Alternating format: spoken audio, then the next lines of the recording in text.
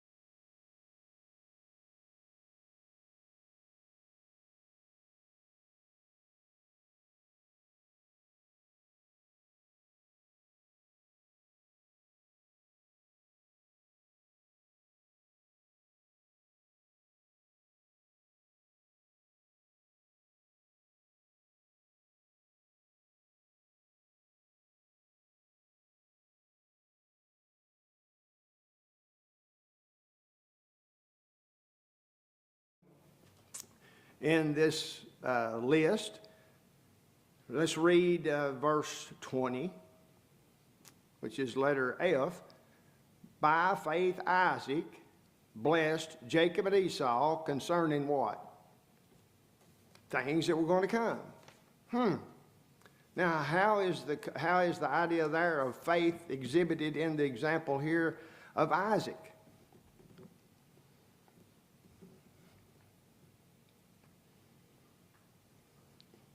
When you're talking about things that are going to come, you're talking about future events, aren't you? Well, if you are figuring into this system that through this nation of people, through Abraham, through Isaac, through Jacob, the Messiah is going to come, great people are going to rise from their seed, and it's through that nation of people that the Messiah is going to come into the earth, then by faith is believing again the promise made to Abraham and being repeated to these two fellows as well, that it's through their seed that all nations of the earth are going to be blessed. So, and of course, this, if you want to put a mark and back to Genesis chapter 27, that's where we read this. Here's these blessings that are promised by Isaac in respect to the condition that they're going to be in the future. And the reason why it's referred to as faith is because this has already been revealed to them that these things are going to come about. And ultimately, all they have to do is be faithful to what God has intended for them to do, and these things will fall right in line just as God intended. Because obviously here God has communicated with them. I've communicated with them, and they have full confidence that He's going to be able to accomplish what He promises, what He predicts is going to happen. And again, like Ricky said, it all boils down to the faith that they possessed was faith that simply believed what God said was true. Now that really should not be such a difficult thing to expect or a difficult thing to actually accomplish. God is telling the truth. I believe that God is telling the truth. And since I believe that God's telling the truth, then that's going to have some bearing on what I believe and what I do, shouldn't it? Well, sure it does, if God's telling the truth. And since God always tells the truth, it's impossible for God to lie. God cannot lie.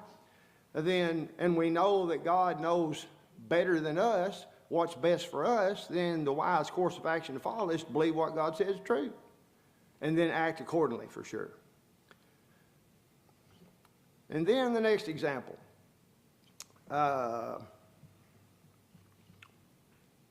Verse 20 and verse 21, by faith Jacob, when he was dying, blessed both the sons of Joseph and worshipped, leaning upon the top of his staff. Now the terms that are thus translated there are somewhat, maybe need a little bit of explanation. But who's he talking about here when Jacob is pronouncing a blessing on the sons of Joseph? Where in the world did Joseph get sons? Well, had to be a mama. Hey, Steve, had to be a mama somewhere. And where did Joseph get this wife? Well, it had to be an Egyptian. And these two boys that were born to Joseph and his wife in Egypt, what were their names? Ephraim and Manasseh. And so here, Ephraim and Manasseh come before their grandfather, and their grandfather pronounces a blessing on them. Here, when he's nearly dead, here he is pronouncing a blessing upon these two sons. And this blessing, of course, is along the same line in a very general way as to what God's going to do with these people. And then ultimately, of course, we see that when the children of Israel get into the promised land and the land is divided, you don't see the name of Joseph on any parcel of ground, but you see the name of his sons on those parcels of ground.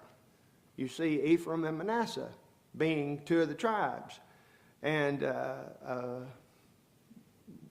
carrying on the lineage, of course, of their father.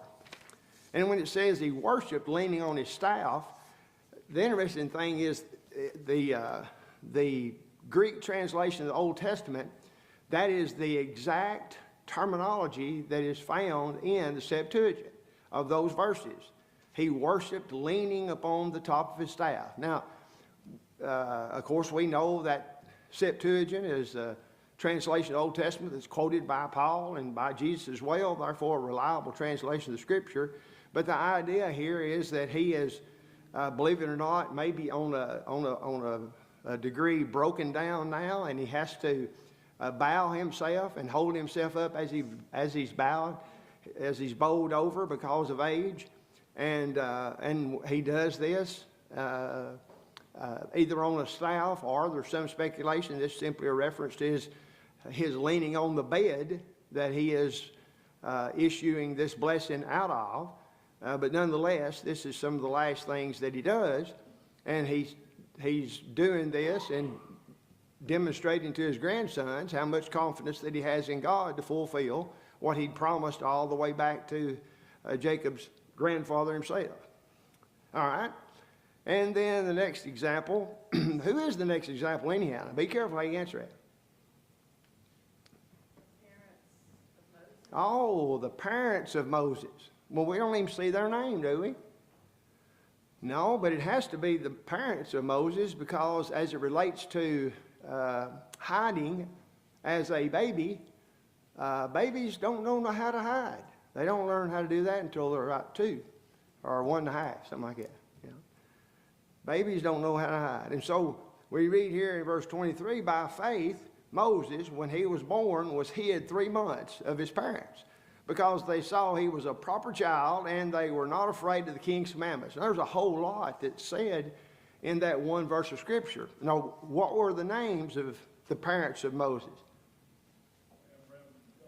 Amram and Jochebed. There's 2, especially a good girl's name, if somebody wants to name their daughter Jochebed. I don't think I'd do that unless you didn't like your child, you know. Call them Jock for short, maybe. I don't know. But here they did this because Moses was identified as being a proper child. What does that mean? I mean, here he is 3 months old, and he's a proper child. That means that he's already saying yes, sir, and no, no, sir, and yes, ma'am, and no, ma'am.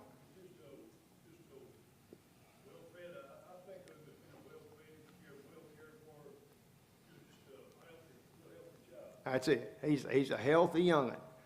He's a young'un that is I guess you could say, not ugly. You know. Of course, some people say there ain't no such thing as an ugly baby. Well, obviously, you ain't never got out very far. You've not. I mean, there are some babies that look just like their parents, and they're ugly. You know, they're scary. That's right. They look like they're aliens, and of course, it's shocking when the daddy's never seen a baby, and he goes in, the first child he has, and he sees it. He says, "Honey, you gave birth to a lizard," you know, because it looks like a lizard. But here was Moses. He was a fair, beautiful child, healthy child. And what does it mean here that they weren't, when they hid him, a part of their hiding him indicated they were not scared of what the Pharaoh or the king commanded. What's that got to do with anything? They're supposed to kill them little rascals. That's the only way they could keep down the surging population of the Israelites. Was to,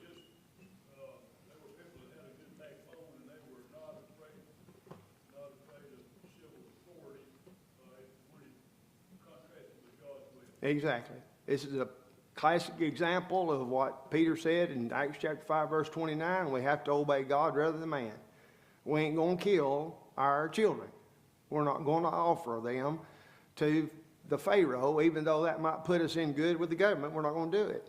This is civil disobedience at its very best. And of course, the example was followed before them by the midwives who refused to kill the children as they were being born, you know.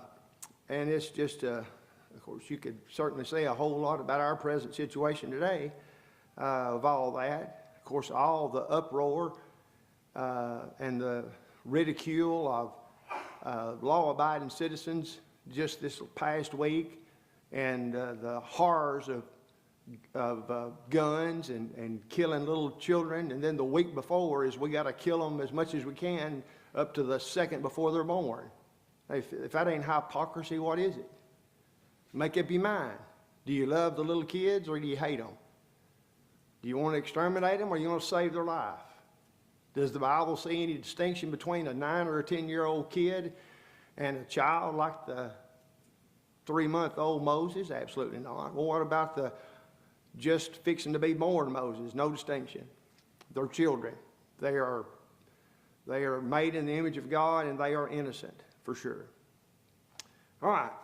And now we get to turn it over to none other than Moses. In verse 24, by faith Moses, when he was come to years, and that simply means he was what? He was really ready to take on an adult role. Now, you know, it's coincidental, I hope, that he's 40 at the time, you know. But the indication seems to be that prior to this time, he was not in a position where he would function properly as a leader and as the responsible adult in the room. Now, of course, you know, when I was making a joke here a couple of weeks ago, you know, we used the example of Isaac, who was 40 when he got married. He'd finally reached adulthood. And of course, if you're less than 40, you think that's a joke. And of course, if you're a teenager, you know it is. But is it really? You know, I mean, we're being told now that a 5-year-old can decide if he wants to be a woman or a man, and if he wants to have puberty blockers, and he wants to start having surgeries to change him to a different gender. Well, I would submit that 40 would be a good time to start making decisions like that. It's not 5-year-old.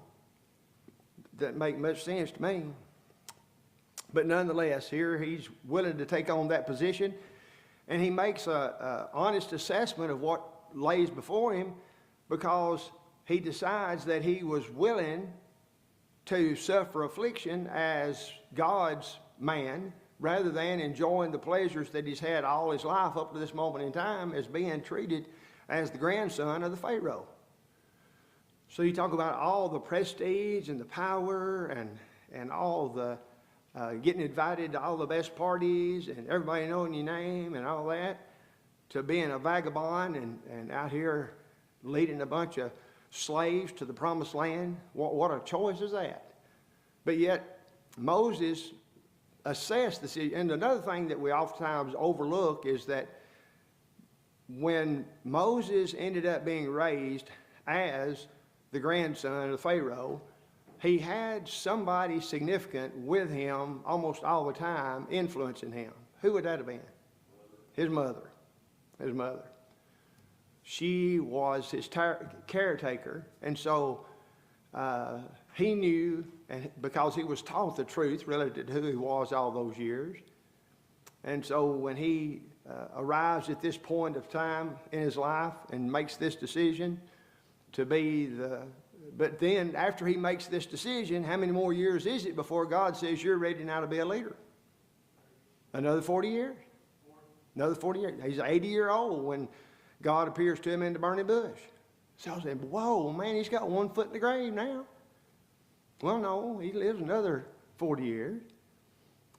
But here he was demonstrating qualities that were adult-like and taking on responsibility. And then as he's prepared for this tremendous task to be the leader of the children of Israel throughout the wilderness wandering and all that, then he spends 40 years as a shepherd.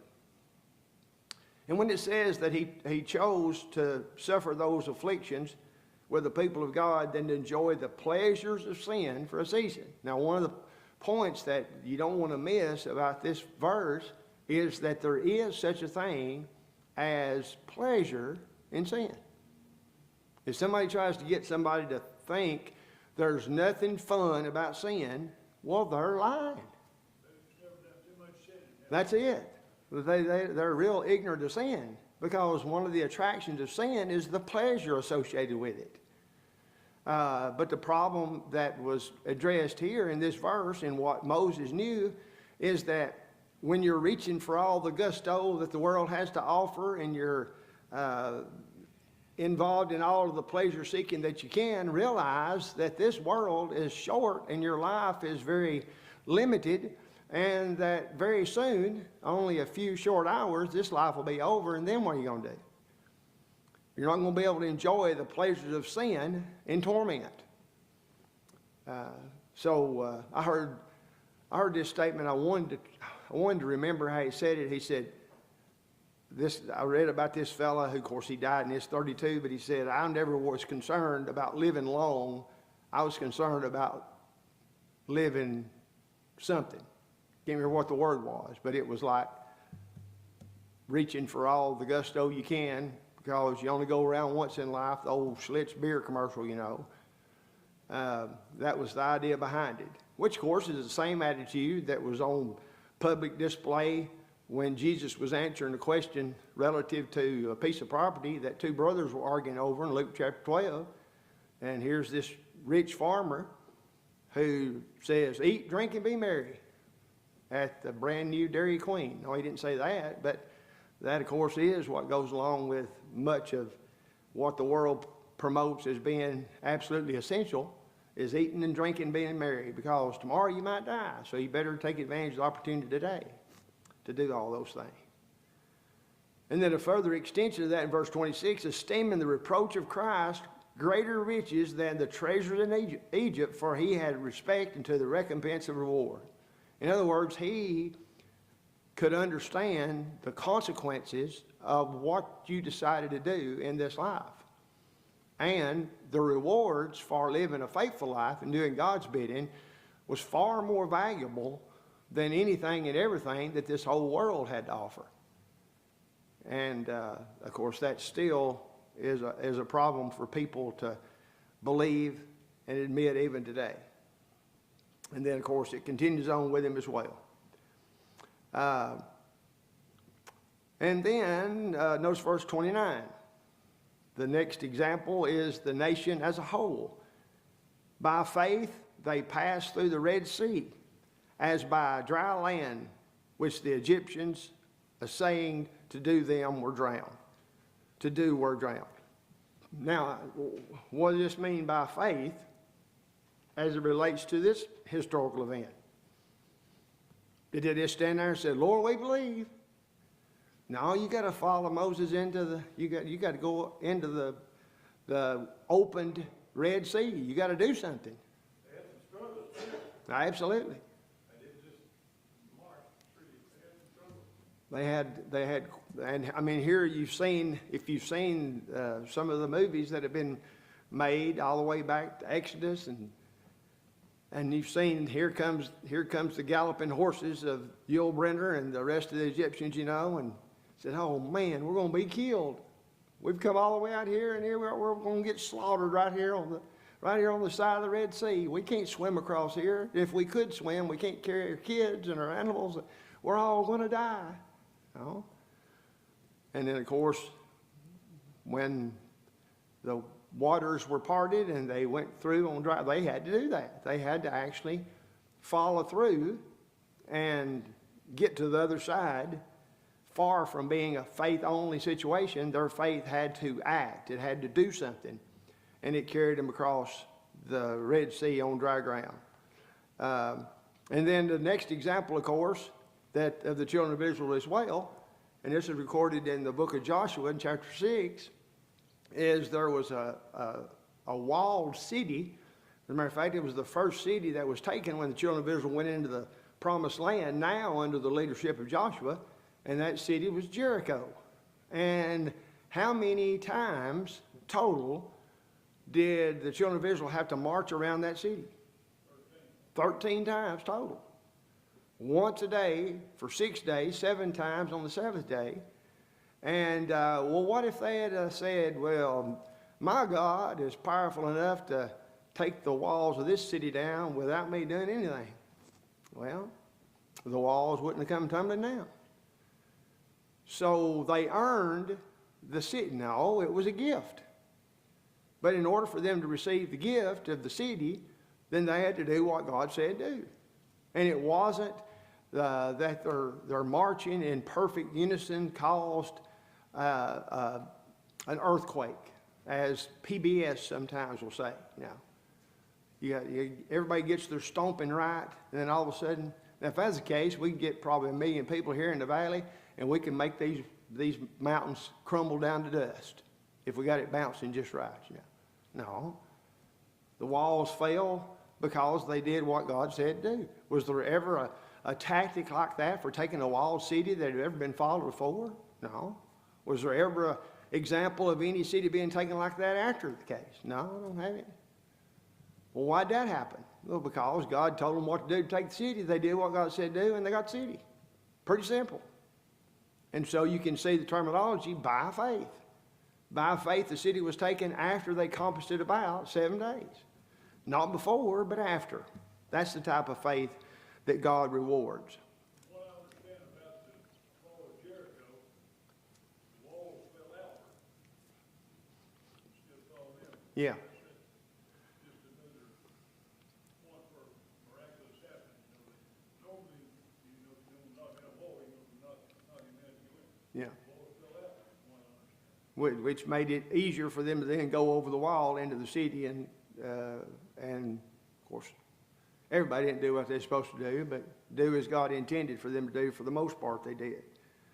And then we get all the way to, and of course, this has reference to prior to this event, relative to a woman by the name of Rahab, who ends up finding her name in the genealogy of Jesus of all things, because it says by faith she didn't perish, because when the spies came, she held her peace.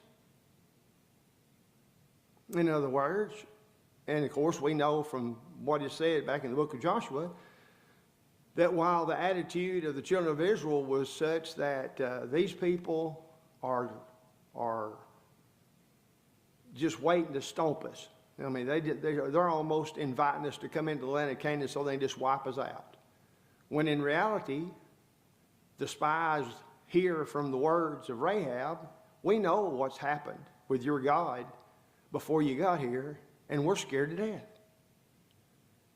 I don't sound like that the Canaanites felt like they were giants and that the Israelites were grasshoppers, does it? No.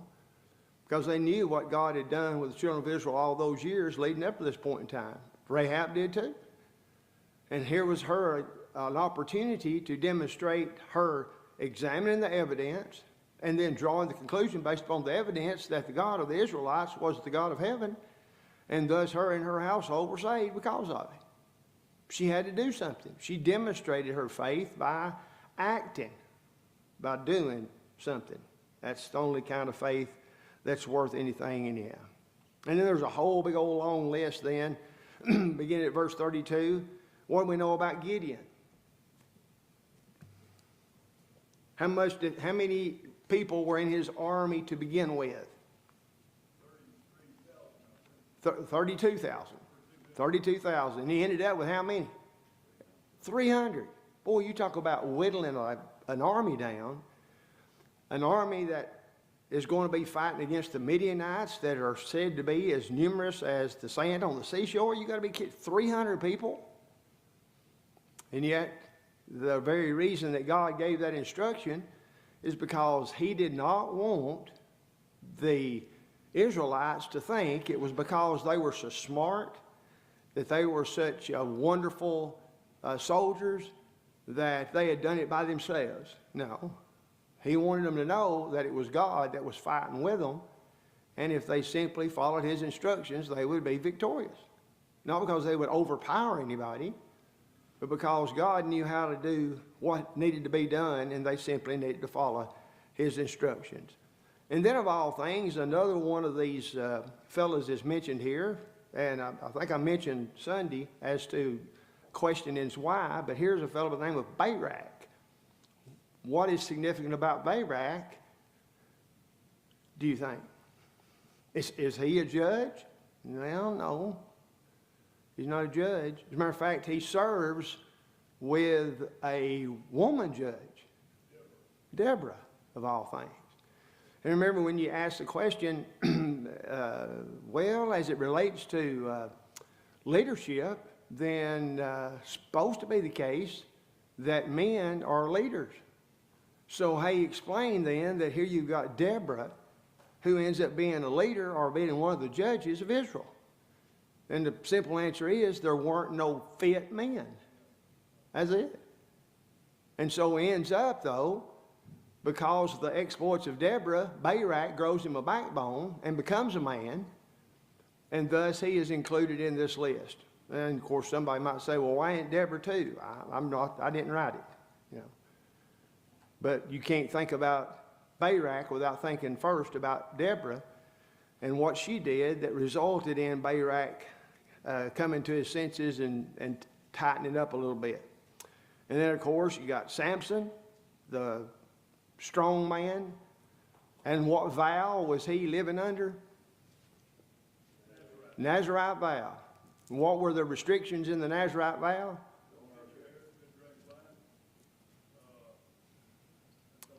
And couldn't come upon any dead thing, dead body. Of course, he violated every one of those, you know. But he was a strong man and ultimately had his eyes poked out. And during the period of time, and what's one of the saddest verses in all the Bible is when after his hair is cut and the Philistines fall upon him and he realizes that God's not with him. Okay. Oh, man, that had to be. And of course, you question, I've got a sermon titled The He-Man with the She-Weakness on Noah, because that was his downfall. I mean, here's a woman who keeps trying to get you to tell her, where does your strength come from? Where's your strength come from? And she won't let up. Now, how many times have you got to do that before you realize maybe this woman ain't up to no good? Maybe I need to get me another girlfriend. What's she trying to do to me? But he was not that smart sometimes, which seems to be the case many times when men have all the capacity in the world but are influenced by women. And of course the reverse happens too. I'm not being a male chauvinist pig or anything. And then of course Jephthah, who is known for making a rash what? Rash vow. And remember, we had a wonderful lesson on that when Tom was here in our gospel meeting. And David and Samuel and other of the prophets, all these people demonstrated what type of faith it is that's worth anything. And so it doesn't really surprise us that in a book in which you're trying to encourage people to be faithful, that you would see a long list of examples of individuals who were faithful, which doesn't mean they were perfect, and it doesn't mean that it was easy. But it does mean that whatever they had to do to remain faithful, it was ultimately worth it. They were able to do amazing things. Notice some of the list of things that they were able to do in verse 33. Through faith they subdued kingdoms. They wrought righteousness. They obtained promises. They stopped the mouths of lions. Well, what could possibly be that a reference to? Daniel in the lion's den. It was faith on the part of Daniel that caused him to keep on doing what he'd been doing, even though he was cast into the den of lions. And he was willing to die at the mouth of the lions. But the mouth of the lions was stopped by God. Then in verse 34, quench the violence of the fire. What could that be a reference to? Where fire did not have its usual effect on somebody. How about Hananiah, Mishael, and Azariah? Or Shadrach, Meshach, and Abednego? That'd be them, wouldn't it?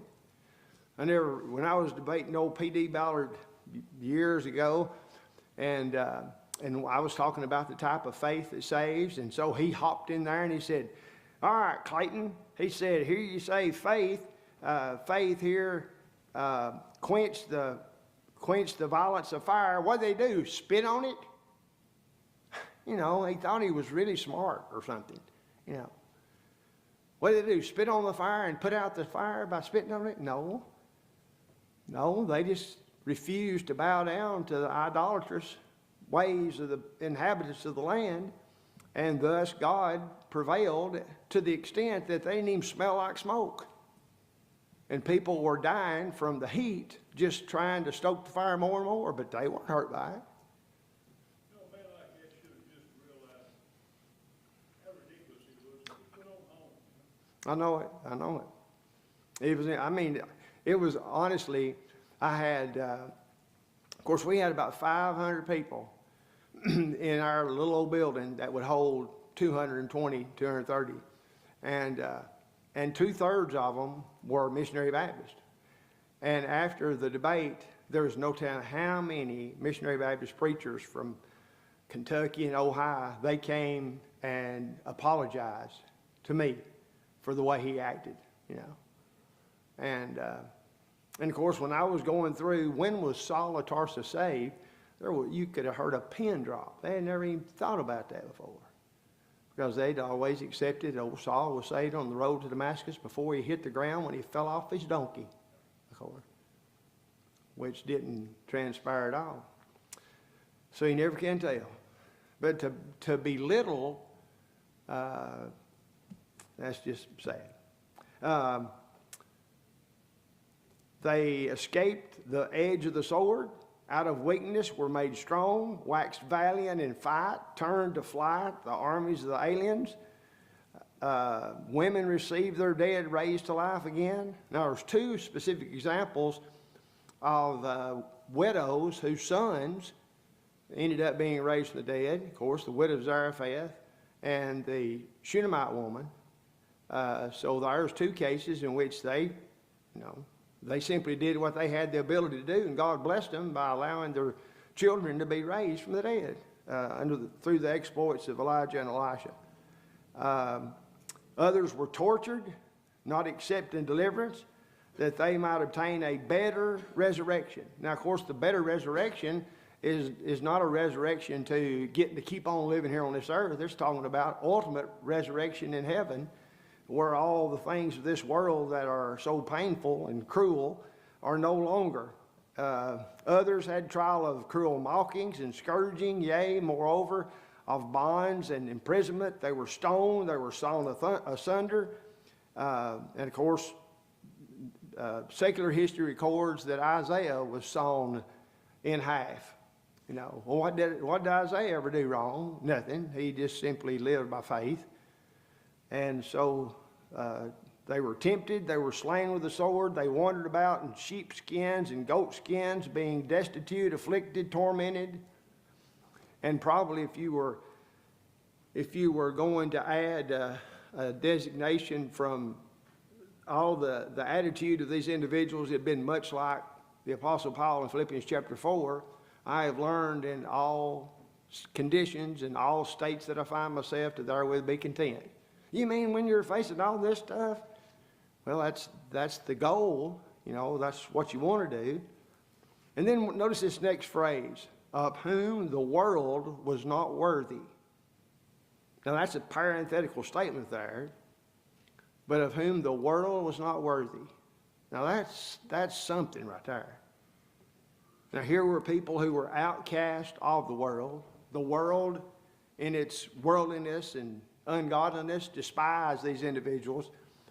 And what the inspired writer here says is that these people who were contemporaries of these faithful individuals, they did not deserve to even get to live next to these people.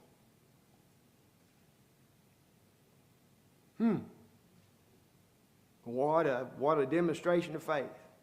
You know, wandered in deserts, mountains, dens, caves.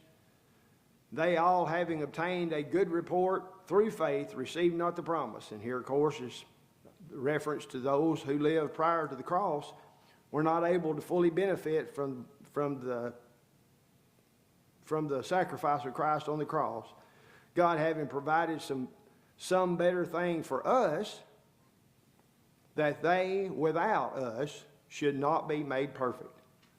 So here's all the things that existed during that Mosaic and patriarchal age, those individuals remained faithful in spite of the fact that they did not have available to them everything we do, nor everything these first century Hebrew Christians had. But if they could stay faithful, then why couldn't they? Why can't we? And of course we can. But that'll be a good place to start, the Lord willing, on Sunday morning. Yes, sir.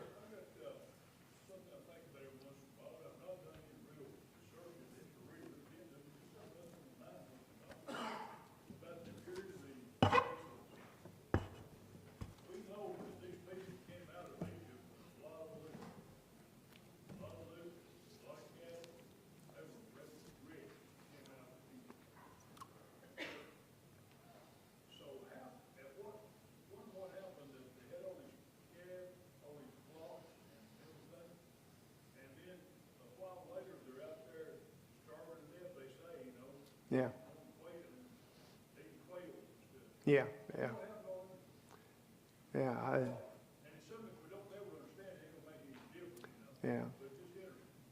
Yeah, you wonder if it was a failure to be good stewards of what they had. They ate it all up so quick that they didn't ration it any. Well, there's 600,000 men. Yeah, I mean, you got It takes a lot of flock. a lot of, Big herd of cattle. And the other thing is they went into the desert. yeah, yeah. And you end up, you know, if you don't eat your cows pretty quick, you're going to have skeletons to eat. You know, it's not going to be a bunch of sustenance from a real skinny animal. But you know, that is, I mean, you can figure there'd be a good lesson there to develop on stewardship. Somebody should have done a better job at corralling and taking care of at least part of the herds that they possess, so that they would have lasted a little bit longer, till they're out here saying, if you don't give us something to eat, we're going to die. Well, let's try this manna stuff. We're sick of this manna after a little while, they say. Thank y'all so much.